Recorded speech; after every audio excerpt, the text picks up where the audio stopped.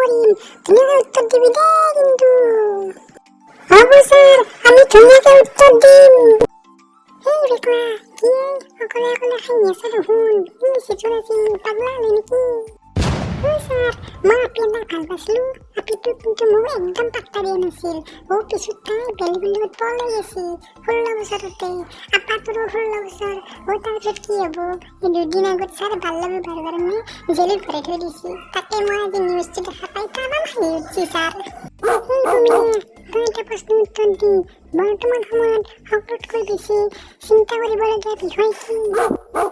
Sir, অমৃত কলা উন্নয়ন চৰকাৰে মাটি তুলি আছে ঘৰে ঘৰে, সেই মাটিখিনি পিছত কি কৰিব ছাৰ, সেইটোৱে কথা ভাবি পোৱা নাই আমি।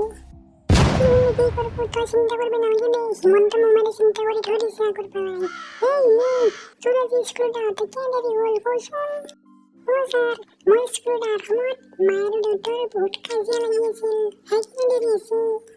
কাজিয়া মায়ে আৰু দেউতাৰে লাগছি, তোৰ কিয় দেৰি হ'ব লাগে স্কুলত আহোঁতে? তইতো স্কুল গুচি আহিব পাৰিলি হয়। ছাৰ, মই স্কুলত পিন্ধি অহা জোতা একপাত মাৰ হাতত আছিল আৰু একপাত দেউতাৰ হাতত আছিল, সেইকাৰণে ছাৰ মই আহিবই পৰা নাই।